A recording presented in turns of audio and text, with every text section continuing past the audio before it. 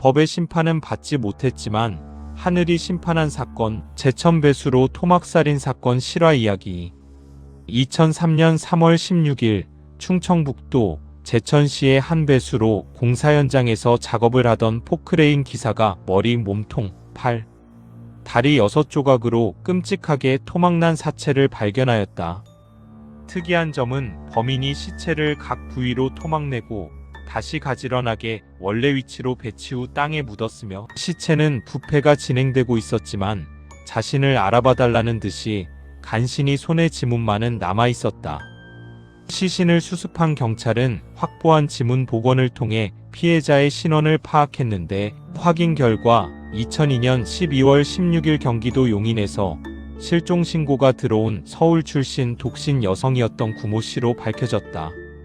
그녀는 제천과는 아무런 연고도 없었으며 시신이 발견된 장소엔 불에 탄 여행 가방과 피해자의 옷가지들이 함께 발견되었다. 한편 시신의 부패로 인해 사망자의 직접적인 사인은 알아낼 수 없었지만 머리에 뭔가 부딪혀 생긴 출혈이 발견되어 경찰은 피해자의 사인을 계획적인 살인으로 추정했으며, 망치 등으로 머리를 내려쳐 살해한 후 시신을 토막낸 것으로 추정되었다. 경찰은 피해자 주변 인물과 휴대전화 통화 목록 그리고 피해자의 계좌에서 4,200만 원을 인출한 남자의 CCTV 화면을 통해 용의자들을 추려나갔는데, 그 결과 범인으로 강력하게 의심되는 용의자는 신명호라는 남자였다. 용의자 신명호는 제주도를 시작으로 경상도, 충청도 등 전국을 돌면서 사기 범행만 10범이 넘었던 전과자였다. 하지만 어찌된 일인지 형량은 대부분 벌금형으로 풀려났으며 징역도 기소유예 식으로 실형을 피해 나갔다. 이러한 신명호의 주된 사기 수법은 골프 동호회 등을 운영하며 총무를 맡아 여성 회원들의 주거지 및 재산을 쉽게 알아낸 후 서서히 접근해 육체적 관계를 맺고 돈을 갈취하는 수법이다. 하지만 골프 동호회 여성 회원 중 한 명인 살해당한 구 씨가 신명호의 이 같은 사기 행각을 눈치챘고 다른 여성 회원들에게 신명호의 사기 행각을 알리려 하자 신명호는 구 씨를 살해하기로 한 것이다. 신명호는 먼저 구 씨를 자신의 집으로 유인해 망치로 살해한 후 미리 준비해둔 칼로 시체를 토막냈다.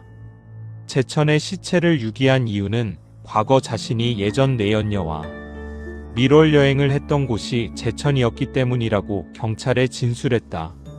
신명호는 토막난 시체를 묻은 후 피해자 구 씨의 계좌에서 텔레뱅킹을 이용해 돈을 인출했다. 경찰들이 신명호를 강력한 범인으로 생각하게 된 또 다른 이유는 구 씨가 살해당한 이후에도 구 씨의 아이디로 동호회에 접속해 다른 회원들과 3개월간이나 동호회 활동을 지속한 기록이 나타났고, 이는 구 씨가 아직 살아있는 것처럼 위장하는 동시에 신명호와 관계를 맺었던 여성 회원들을 정리할 시간을 벌기 위한 것으로 분석되었다.